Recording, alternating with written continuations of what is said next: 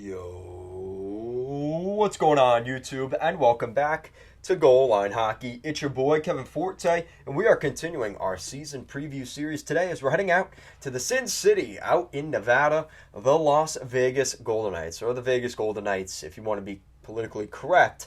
The Vegas Golden Knights today, it's really going to be a short one because I don't think it's going to be too controversial, but I don't think the Golden Knights are very good, and I don't think they got any better this summer.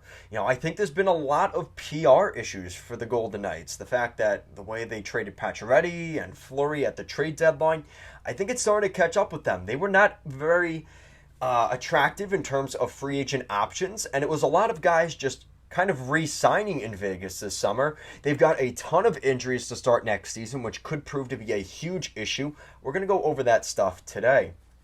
So the Vegas Golden Knights, they have some major injuries to their roster this year. That is a little bit troubling.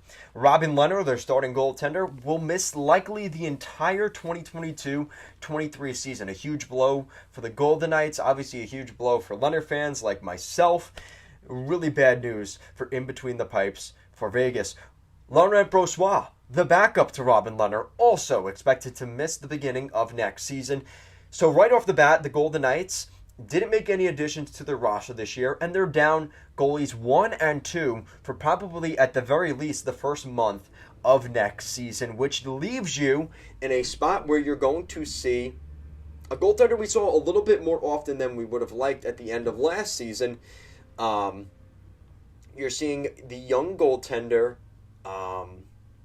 Logan Thompson, potentially starting for the Vegas Golden Knights on opening night next season. That is very, very concerning. And we might even see a tandem of Michael Hutchinson and Logan Thompson to start next season in Vegas. Kind of reminding you of year one of the Golden Knights, right? Where they could not keep a goaltender healthy. We're kind of seeing that here in 2022-2023.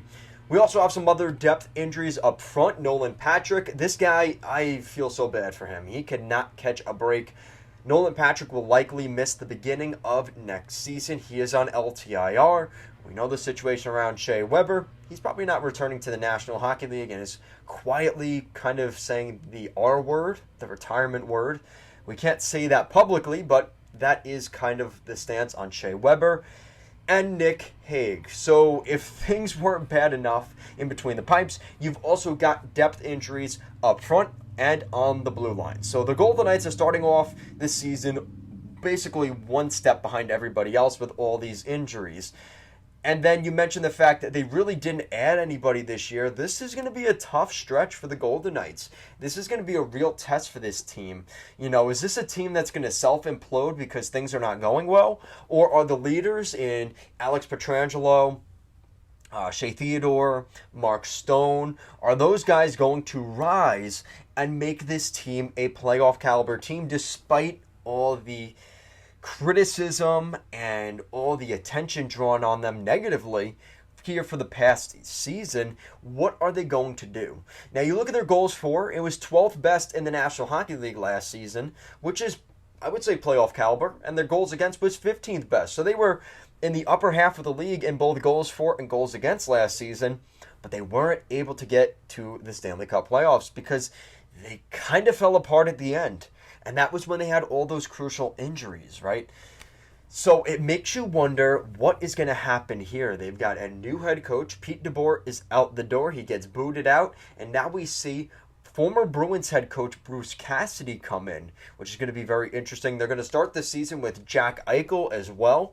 So it's going to be some interesting pieces in Vegas. Can they put it together to win some hockey games early this season? Because I think that when you look at this Pacific Division, it's a little more competitive, right? Seattle's a little better. I would say Anaheim's going to be as good, if not better, than they were last year. And let's not forget Vancouver, who just missed the playoffs last year.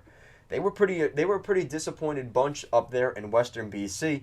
I think they could be pushing for a playoff spot in 2023. So Vegas is kind of in a spot where the fact they didn't get better and some teams around them in the Pacific did get better, I think this is going to be a very tough spot for Vegas, and I'm not going to say they're going to make the playoffs in 2023. As of right now, I think they're in a spot where it's going to be very, very difficult for them. I think without starting this season without your top two goalies and a couple of key injuries in depth, I think this is going to be a really tough season for Vegas. And with all the adjustments with the new coaching staff and new guys coming in like Jack Eichel, it's just way too much going on. And I just don't know if Vegas is ready for that. And I think they will miss the playoffs in 2023. So could be a controversial take. Let me know what you guys think in the comment section down below. I know a lot of you fans around the league are reveling in the fact of Vegas kind of burning. It's like Rome burning to the ground, right? After their empire, except Vegas never really had that success. But let me know what you guys think down below. Do you agree with me? Do you disagree with me? What do you guys think of the Vegas Golden Knights going into the 2023 NHL season? Let me know down below. Thank you so much for watching, and I'll see you guys again next time.